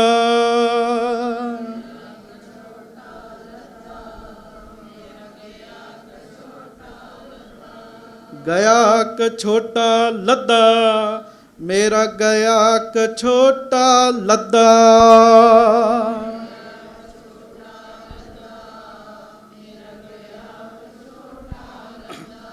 ਭਾਈ ਸੰਤੋਖ ਸਿੰਘ ਜੀ ਕਹਿੰਦੇ ਗਿਆ ਕਛੋਟਾ ਲੱਦਾ ਗਾਵੇ, ਇਹ ਗਾਉਂਦਾ ਸੀ। ਸਿੱਖਾਂ ਆਉਂਦੇ ਜਾਂਦੇ ਕਹਿ ਦੇਣਾ ਕਿਸੇ ਨੇ ਰੋਟੀ ਦੇ ਦੇਣੀ। ਕਈ ਦਿਨ ਹੋ ਗਏ ਉਹਨੂੰ ਬਾਹਰ ਬੈਠਿਆਂ। ਗੁਰੂ ਅਮਰਦਾਸ ਸਾਹਿਬ ਬਾਹਰ ਜਾਂਦੇ, ਸਤਿਗੁਰੂ ਦੀ ਦ੍ਰਿਸ਼ਟੀ ਪੈ ਗਈ। ਮਹਾਰਾਜ ਨੂੰ ਪਤਾ ਤੇ ਸਾਰੀ ਗੱਲ ਦਾ, ਪਰ ਅੰਤਰਜਾਮੀ ਸਤਿਗੁਰੂ ਪੁੱਛਦੇ ਆ ਇਹ ਕੌਣ ਆ? ਕਹਿੰਦੇ ਮਹਾਰਾਜ ਲਾਹੌਰ ਤੋਂ ਆਇਆ, ਪ੍ਰੇਮਾ ਕੋੜੀ ਨਾਮ ਹੈ, ਕੋੜ ਦਾ ਮਾਰਿਆ ਤੇ ਪਤਾ ਨਹੀਂ ਕੀ ਗਾਉਂਦਾ ਰਹਿੰਦਾ ਹੈ। ਗਿਆ ਕਛੋਟਾ ਲੱਦਾ ਕਰਕੇ ਕੁਛ ਗਾਉਂਦਾ ਹੈ। ਗੁਰੂ ਸਾਹਿਬ ਨੇ ਜਦੋਂ ਸੁਣਿਆ ਮਹਾਰਾਜ ਮੁਸਕਰਾ ਪਏ ਜੀ। ਅੰਤਰ ਕੀ ਬਿਦ ਤੁਮ ਹੀ ਸੁਆਮੀ। ਅੰਦਰ ਦੀ ਜਿਹੜੀ ਅਵਸਥਾ ਹੈ ਨਾ, ਉਹ ਗੁਰੂ ਨੂੰ ਹੀ ਪਤਾ ਤੇ ਕਿਸੇ ਹੋਰ ਨੂੰ ਨਹੀਂ ਪਤਾ ਵੀ ਬੰਦਾ ਕਿੰਨਾ ਕੁ ਦੁਖੀ ਹੈ ਤੇ ਕਿੰਨਾ ਕੁ ਸੁਖੀ ਹੈ। ਕਈ ਵਾਰੀ ਬੰਦਾ ਬਾਹਰੋਂ ਬੜਾ ਖੁਸ਼ ਵਿਖਦਾ, ਬਾਹਰੋਂ ਬੜੇ ਆਨੰਦ 'ਚ ਵਿਖਦਾ, ਪਰ ਉਹਨੂੰ ਸੋਚਾਂ ਬੜੀਆਂ ਹੁੰਦੀਆਂ, ਚਿੰਤਾ ਬੜੀਆਂ ਹੁੰਦੀਆਂ ਜੀ। ਇਹ ਗੁਰ ਪਰਮੇਸ਼ਰ ਨੂੰ ਹੀ ਪਤਾ ਵੀ ਇਹਨੂੰ ਕਿੰਨੀਆਂ ਕੁ ਫਿਕਰਾਂ ਹੈਗੀਆਂ ਜੀ। ਉਹ ਮਹਾਰਾਜ ਸੱਚੇ ਪਾਤਸ਼ਾਹ ਕਹਿਣ ਲੱਗੇ ਕੋਈ ਗੱਲ ਨਹੀਂ। ਇਹਨੂੰ ਮਹਾਰਾਜ ਨੂੰ ਤਰਸ ਆਇਆ ਜੀ। ਸਤਿਗੁਰੂ ਕਹਿੰਦੇ ਜਿੱਥੇ ਅਸੀਂ ਇਸ਼ਨਾਨ ਕਰਦੇ ਹਾਂ ਉੱਥੇ ਛੱਪੜੀ ਹੈ। ਸਾਡੇ ਸਰੀਰ ਤੋਂ ਲੱਥਾ ਹੋਇਆ ਜਲ ਉਸ ਟੋਏ ਛੱਪੜੀ 'ਚ ਇਕੱਠਾ ਹੁੰਦਾ ਹੈ। ਇਸ ਕੋੜੀ ਨੂੰ ਉਹਦੇ ਤੋਂ ਇਸ਼ਨਾਨ ਕਰਾ ਕੇ ਗੇਰੂਏ ਰੰਗ ਦੇ ਕੱਪੜੇ ਨਾਲ ਢੱਕ ਕੇ ਦਰਬਾਰ 'ਚ ਲੈ ਆਓ ਜੀ। ਵੇਖੋ ਗੁਰੂ ਦੀ ਦ੍ਰਿਸ਼ਟੀ ਪੈਣ ਦਾ ਅਸਰ ਜੀ। ਜਿਸ ਬੰਦੇ ਨੂੰ ਹੱਥ ਨਹੀਂ ਨਾ ਕੋਈ ਲਾਉਂਦਾ, ਸਿੱਖਾਂ ਨੂੰ ਉਹਨੂੰ ਚੁੱਕਣਾ ਪਿਆ ਜੀ। ਮਹਾਰਾਜ ਦਾ ਹੁਕਮ ਜੂ ਹੋ ਗਿਆ। ਇਸ਼ਨਾਨ ਕਰਵਾਇਆ, ਉਂਗਲਾਂ ਝੜੀਆਂ ਪਈਆਂ ਪੈਰ ਦੀਆਂ, ਹੱਥਾਂ ਦੀਆਂ। ਕੋੜ ਬੜਾ ਭਿਆਨਕ ਰੋਗ ਹੈ। ਝੜੀਆਂ ਪਈਆਂ ਤੇ ਪਿਆਰਿਓ ਉੱਥੇ ਉਂਗਲਾਂ ਇਹਦੀਆਂ ਝੜੀਆਂ, ਬੁਰੇ ਹਾਲ। ਜਦੋਂ ਇਸ਼ਨਾਨ ਕਰਕੇ ਗੇਰੂਏ ਰੰਗ ਭਾਵ ਬਾਵੇ ਰੰਗ ਦਾ ਕੱਪੜਾ ਨਾਲ ਢੱਕ ਦਿੱਤਾ ਤੇ ਗੁਰੂ ਦਰਬਾਰ 'ਚ ਸਾਹਮਣੇ ਲਿਆਂਦਾ ਤੇ ਮਹਾਰਾਜ ਗੁਰੂ ਅਮਰਦਾਸ ਸਾਹਿਬ ਪਤਾ ਕੀ ਕਹਿੰਦੇ? ਮਹਾਰਾਜ ਕਹਿੰਦੇ ਹੁਣ ਕੱਪੜਾ ਲਾਓ ਇਹਦੇ ਤੋਂ। ਜਦੋਂ ਕੱਪੜਾ ਲਾਇਆ, ਪਹਿਲਾਂ ਕੋੜੀ ਸੀ ਤੇ ਜਦੋਂ ਕੱਪੜਾ ਲਾਇਆ ਸਾਰਾ ਕੋੜ ਹੀ ਉਹਦਾ ਠੀਕ ਹੋ ਗਿਆ ਸੀ ਤੇ ਬੜਾ ਸੋਹਣਾ ਨੌਜਵਾਨ ਵਿੱਚੋਂ ਨਿਕਲ ਗਿਆ ਜੀ। ਤੇ ਮਹਾਰਾਜ ਗੁਰੂ ਅਮਰਦਾਸ ਸਾਹਿਬ ਕਹਿਣ ਲੱਗੇ ਇਹ ਤੇ ਮੁਰਾਰੀ ਵਰਗਾ ਸੋਹਣਾ ਹੋ ਗਿਆ। ਮੁਰਾਰੀ ਨਾਮ ਸ਼੍ਰੀ ਕ੍ਰਿਸ਼ਨ ਜੀ ਦਾ ਜੀ। ਇਹ ਤੇ ਮੁਰਾਰੀ ਵਰਗਾ ਸੋਹਣਾ ਹੋ ਗਿਆ। ਤੇ ਮਹਾਰਾਜ ਕਹਿਣ ਲੱਗੇ ਵੀ ਹੁਣ ਇਹਦਾ ਰਿਸ਼ਤਾ ਵੀ ਕਰ ਦਈਏ। ਸੰਗਤ ਵਿੱਚ ਸਾਰਿਆਂ ਦੇ ਸਾਹਮਣੇ ਉਹਦਾ ਕੋੜ ਠੀਕ ਹੋਇਆ ਜੀ। ਮਹਾਰਾਜ ਕਹਿੰਦੇ ਹੁਣ ਇਹਦਾ ਰਿਸ਼ਤਾ ਕਰੀਏ, ਕੋਈ ਸਿੱਖ ਦਿਓ ਹਾਂ ਕੰਨਿਆ। ਮਹਾਰਾਜ ਇੰਝ ਹੀ ਰਿਸ਼ਤੇ ਕਰਦੇ ਸੀਗੇ ਜੀ। ਲਿਆਓ ਭਾਈ ਕੋਈ ਬੱਚੀ ਦਿਓ, ਕੋਈ ਬੱਚਾ ਦਿਓ, ਰਿਸ਼ਤਾ ਕਰ ਦੇਣਾ। ਕੋਈ ਸਿੱਖ ਕੰਨਿਆ ਦਿਓ ਆਪਣੀ। ਉਹ ਇੱਕ ਸਿੱਖ ਨੇ ਕਿਹਾ ਮਹਾਰਾਜ ਮੇਰੀ ਬੱਚੀ ਵਿਆਹੁਣ ਯੋਗ ਹੈ। ਮਹਾਰਾਜ ਕਹਿੰਦੇ ਅੱਜ ਤੋਂ ਤੇਰੀ ਬੱਚੀ ਸਾਡੇ ਇਸ ਪ੍ਰੇਮੇ ਦੀ, ਮੁਰਾਰੀ ਦੀ ਪਤਨੀ ਹੋਈ। ਉਹ ਰਿਸ਼ਤਾ ਪੱਕਾ ਹੋ ਗਿਆ।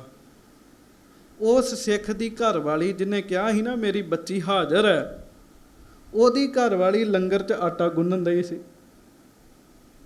ਉਹਨੂੰ ਪਤਾ ਲੱਗਾ ਵੀ ਉਹ ਜਿਹੜਾ ਰਸਤੇ 'ਚ ਕੋੜੀ ਪਿਆ ਹੁੰਦਾ ਸੀ, ਮਹਾਰਾਜ ਨੇ ਉਹਨੂੰ ਰਾਜੀ ਕਰ ਦਿੱਤਾ, ਉਹਦੇ ਨਾਲ ਮੇਰੀ ਬੱਚੀ ਦਾ ਰਿਸ਼ਤਾ ਹੋ ਗਿਆ।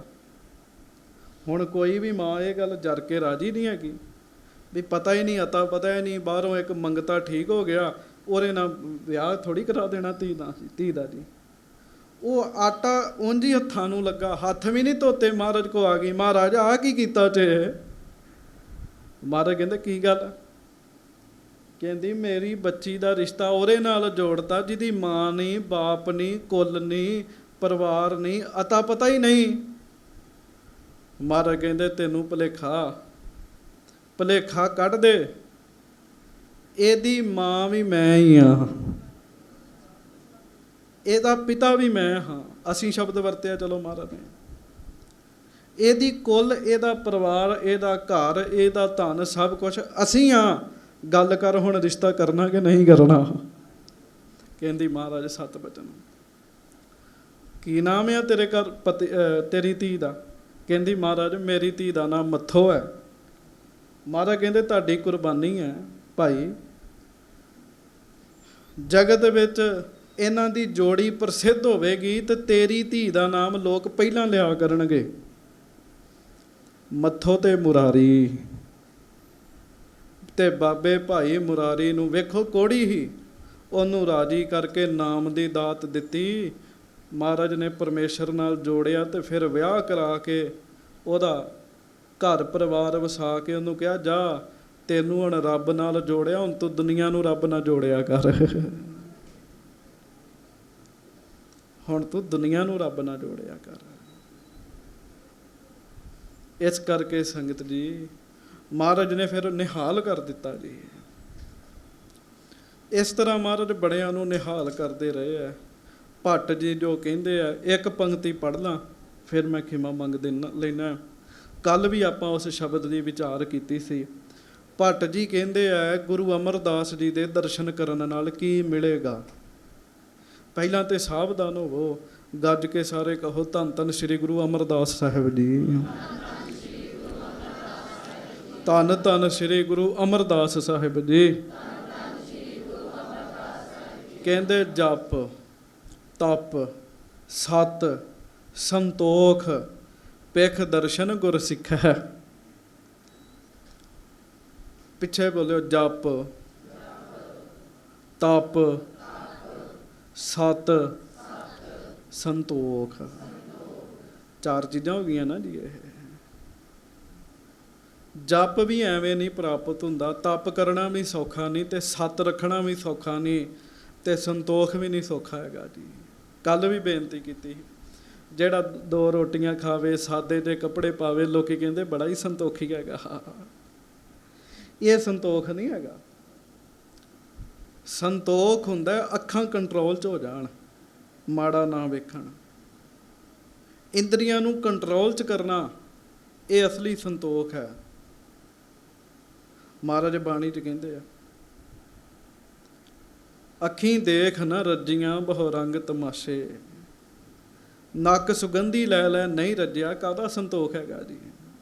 ਕੱਪੜੇ ਸਾਦੇ ਪਾਲੇ, ਮਾਇਆ ਥੋੜ੍ਹੀ ਰੱਖ ਲਈ ਹੈ ਜੇਬ 'ਚ, ਪਰ ਇੱਛਾ ਹੈਗੀ ਹੈ ਵੀ ਵਧੀਆ ਵਧੀਆ ਚੀਜ਼ਾਂ ਖਾਣੀਆਂ, ਤੇ ਸੰਤੋਖ ਨਾ ਹੋਇਆ।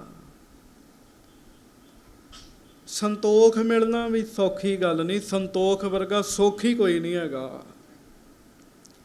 ਭੱਟ ਜੀ ਕਹਿੰਦੇ ਸਿੱਖੋ, ਜਿਹੜੇ ਕੰਮ ਸਦੀਆਂ ਬੰਦਗੀ ਕਰਕੇ ਨਹੀਂ ਮਿਲਦੇ, ਗੁਰੂ ਅਮਰਦਾਸ ਜੀ ਦੇ ਦਰਸ਼ਨ ਕਰਕੇ ਹੀ ਮਿਲ ਜਾਂਦੇ ਆ।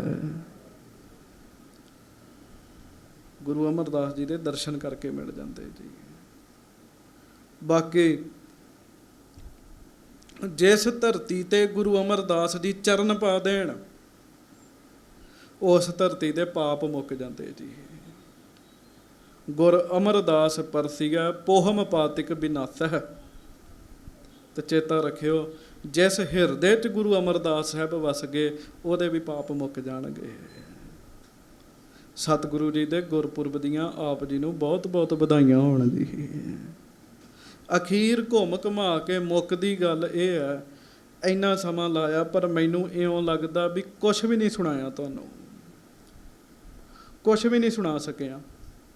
ਕਿਉਂ? ਭੱਟ ਜੀ ਪਤਾ ਕੀ ਕਹਿੰਦੇ ਆ?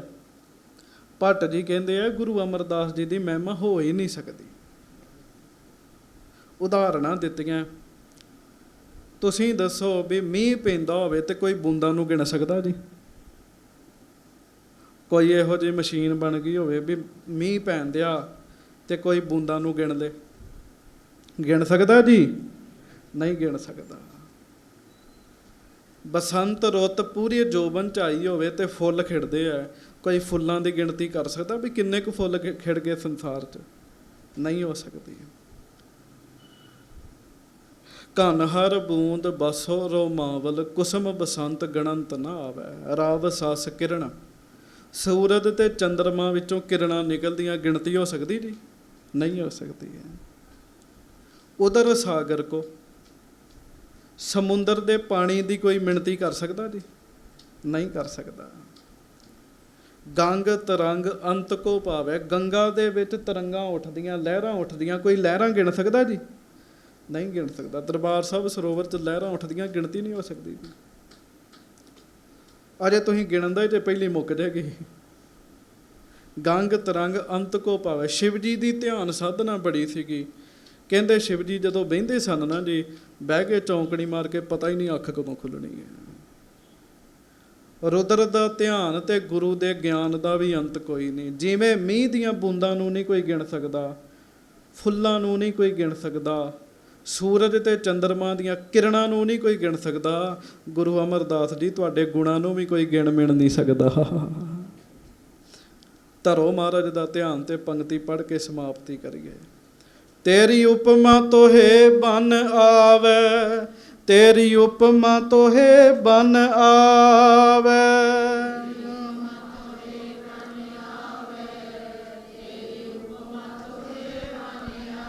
ਜਦੋਂ ਤੇਰੀ ਕਹਿਣਾ ਨਾ, ਤੇਰੀ ਉਹਨੂੰ ਮਹਾਰਾਜ ਦਾ ਧਿਆਨ ਧਾਰਨਾ ਜੀ। ਤੇਰੀ ਉਪਮਾ ਤੋਹੇ ਬਨ ਆਵੇ, ਤੇਰੀ ਉਪਮਾ ਤੋਹੇ ਬਨ ਆਵੇ।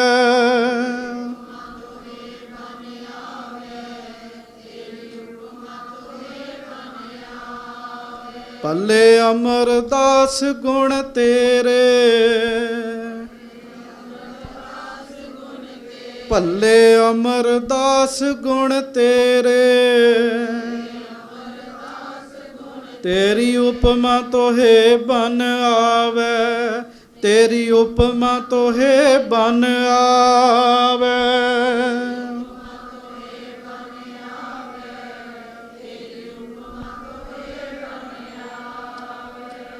ਤੇ ਗੁਰੂ ਜੀ ਦੀ ਜੇ ਬਾਣੀ ਦੀ ਗੱਲ ਕਰੀਏ, ਬਾਣੀ ਤੇ ਕਮਾਲ ਹੈ ਜੀ। ਕੋਈ ਇੱਕ ਪੰਕਤੀ ਲੈ ਲਓ, ਆਨੰਦ ਹੀ ਆਨੰਦ ਹੈ। ਇਹ ਮਨ ਹਰ ਜੀ ਧਿਆਏ ਤੂੰ, ਇੱਕ ਮਨ ਇੱਕ ਚਿਤ ਭਾਏ। ਹਰ ਕੀਆਂ ਸਦਾ ਸਦਾ ਵਡਿਆਈਆਂ, ਦੇ ਨਾ ਪਛੋਤਾਏ। ਮਹਾਰਾਜ ਜੀ ਕਿਰਪਾ ਕਰਨ, ਹੋਈਆਂ ਭੁੱਲਾਂ ਚੁੱਕਾਂ ਦੀ ਖਿਮਾ ਬਖਸ਼ਿਸ਼ ਕਰਨੀ ਜੀ। ਸਾਰਿਆਂ ਨੂੰ ਗੁਰੂ ਘਰ ਵੱਲੋਂ, ਪ੍ਰਬੰਧਕ ਕਮੇਟੀ ਵੱਲੋਂ ਸਤਿਗੁਰੂ ਜੀ ਦੇ ਗੁਰਪੁਰਬ ਦੀ ਬਹੁਤ ਬਹੁਤ ਵਧਾਈ ਹੋਵੇ ਜੀ। ਸਾਰੇ ਆਖੋ ਬਹੁਤ ਬਹੁਤ ਬਹੁਤ ਬਹੁਤ ਬਹੁਤ ਬਹੁਤ। ਭੁੱਲਾਂ ਚੁੱਕਾਂ ਦੀ ਮਾਫੀ ਬਖਸ਼ਿਸ਼ ਕਰਨੀ ਜੀ। ਵਾਹਿਗੁਰੂ ਜੀ ਕਾ ਖਾਲਸਾ। ਸਾਧ ਸੰਗਤ ਜੀ, ਇੱਕ